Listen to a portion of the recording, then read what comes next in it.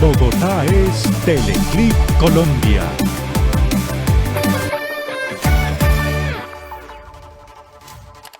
La cifra de pobreza en Bogotá está más o menos en el 3,8% y pues eso es una cifra bastante importante, y los hogares que inciden en pobreza está más o menos menos o igual al 10%. Y hay un tema bastante interesante, y es que dentro de estas cifras no se cuentan un tema bastante importante, y son personas que se encuentran en pobreza oculta aquí, especialmente de la localidad de Teusaquillo. Juan Pablo, una persona que ha estado trabajando en conjunto con la comunidad, y pues vamos a aprovechar mientras vemos este tipo de casas para que hablemos de qué se trata la pobreza oculta. Listo, pues primero agradecerles a ustedes este espacio. ¿Qué es la pobreza oculta? La pobreza oculta, o llamada pobreza vergonzante, es esa pobreza que sufre la gente y que no se atreve a decir qué está pasando en una situación de vulnerabilidad o de pobreza. ¿Dónde surge ese término? Curiosamente, nace acá en la localidad de Teusaquillo. De hecho, cuando estuvo el alcalde Lucho Garzón, puso un comedor comunitario acá, y la gente dijo: ¿y por qué vamos a poner acá un comedor comunitario? Y resultó que lo pusieron y mucha gente asistía. Ahí comenzaron a darse cuenta que estaba sucediendo algo en la localidad, y es ese tema de la pobreza oculta. Entonces la pobreza oculta es un fenómeno que se está viviendo ya no solamente en Teusaquillo, es un tema que se está viviendo en todo Bogotá, y me atrevería a decir que en todo Colombia. Bueno, explícale a la gente en un caso bastante concreto qué podría ser pobreza oculta. Te doy un ejemplo, haz de cuenta, como ahorita estabas mencionando, hay una casa bonita por fuera, ¿sí? Y esa persona te invita a pasar a la casa. Por fuera tú ves que la casa está súper bonita, pero cuando entras te das cuenta que quizás el piso está deteriorado, que la nevera está dañada, que no hay luz. Eso es algo así, ¿sí? Son esas personas que desde hace en un tiempo contaron con muchos beneficios, pero quizás no cotizaron a pensión, o quizás por alguna cosa de la vida no pudieron seguir trabajando y ya no pudieron seguir respondiendo por las cosas de su hogar. O sea, básicamente es personas que tienen propiedades, pero que no tienen cómo hacerles el mantenimiento a ese tipo de propiedades, que no están recibiendo ingresos y que por ende pues sufren de pobreza. Finalmente, así tengan una propiedad, están en pobreza. Lo curioso del caso es que es una pobreza que no tiene números, que no está dentro de esos números que se registran, como lo decía anteriormente, en Bogotá 3,8, y pues las personas que inciden en pobreza en menos o igual al 10%. Pero ¿quiénes son los encargados de tocar un ejemplo en una casa de estas y preguntar: oiga, ¿cómo está su economía? Listo, pues primero decir y hacer un poco de referencia a lo que decías. Ese es uno de los casos de lo que puede ser pobreza oculta, ¿no?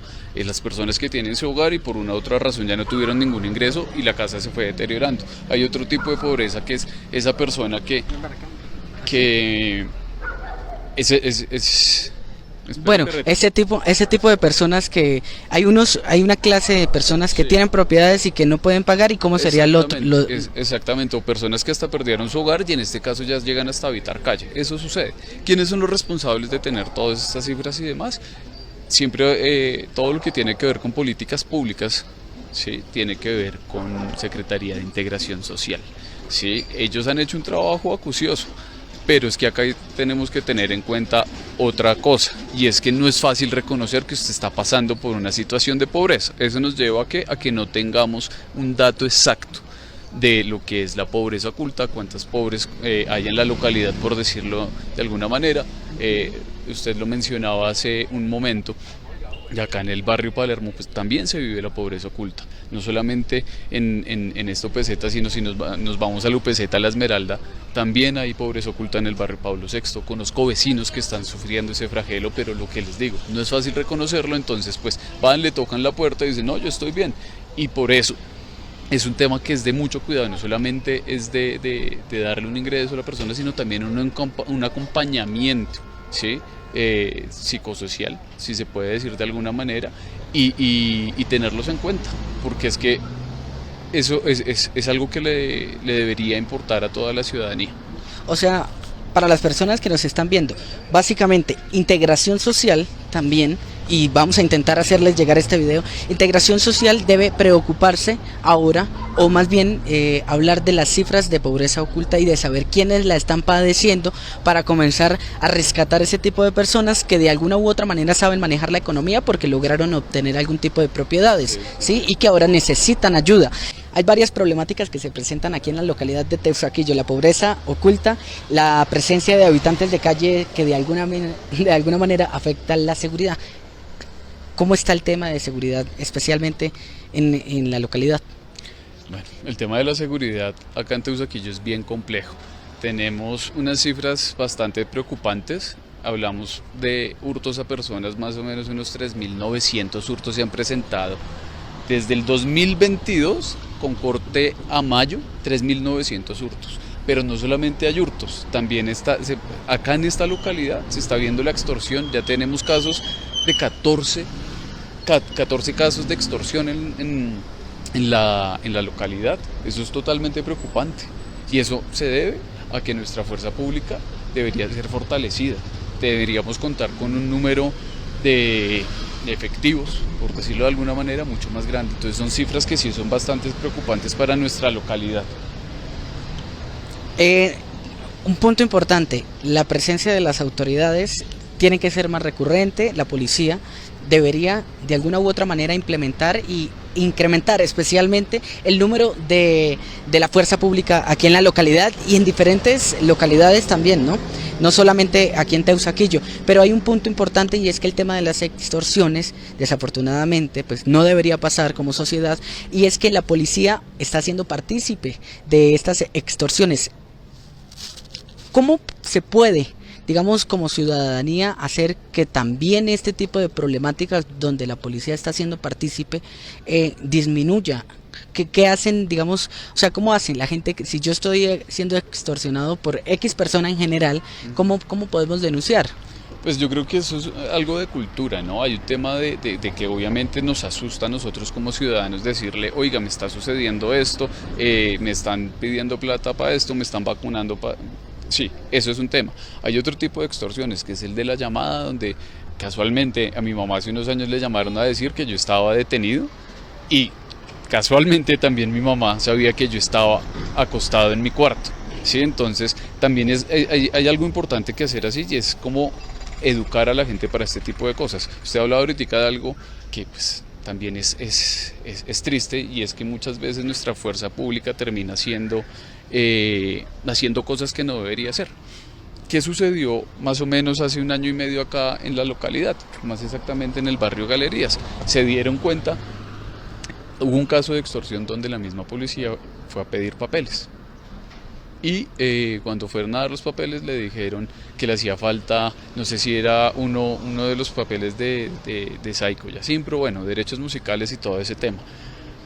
Que la policía en ese momento le dijo a la persona: no, podemos arreglar, apague cámaras, todo esto. Pero el dueño del local, o el directivo del local, gerente del local, lo que hizo fue desconectar la cámara, pero seguía grabando. Ahí quedó mostrado todo eso. Que hicieron ellos, muy juiciosos también, y también la valentía que tuvo el ciudadano. Llegó y dijo: oiga, estamos teniendo este caso. Fueron, hablaron con la policía, se dieron cuenta que esto está sucediendo. Eso se tiene que seguir, tiene que suceder. Cada uno de los vecinos de esta localidad tiene que empoderarse y darse cuenta que es que no estamos solos. Y eso tenemos que recuperar lo que se veía antes en los barrios, que todo el mundo conozca al vecino de al lado. Eso lo hemos perdido. Esa es una de las cosas que yo también quiero que tengamos en cuenta. Nosotros debemos volver al corazón de la familia, ¿sí? Cuando uno comienza a tener todas esas cosas en cuenta, las cosas van mejorando. Tú comienzas a conocer al vecino, comienzas a conocer al dueño de la tienda, se van conociendo, hagamos de cuenta, unas redes, ¿sí? Y eso hay que fortalecerlo. Eso podríamos llamarlo una especie de tejido social en los diferentes barrios, que la gente comience a vincularse otra vez y saber quién es su vecino.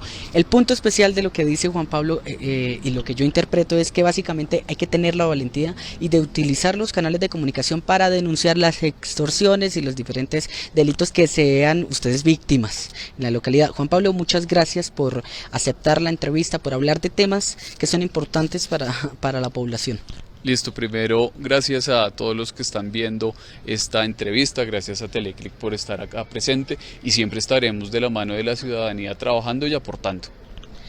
Muchas gracias, Juan Pablo. Gracias también a nuestro equipo, a Sebastián Fajardo, a Wilmar, que están hoy acompañándonos en estas entrevistas que hacemos recorriendo la localidad de Teusaquillo. Un tema importante y es que se han presentado 14 casos de extorsión en la localidad de Teusaquillo, que bastante preocupa a las autoridades y que obviamente hace que se aumente la percepción de intranquilidad de la misma ciudadanía. Mi nombre es Jordan Montañez, esto es Teleclic Colombia. Para que estos temas tengan más relevancia, los invitamos para que nos ayuden a compartir y que más personas también conozcan este tipo de entrevistas.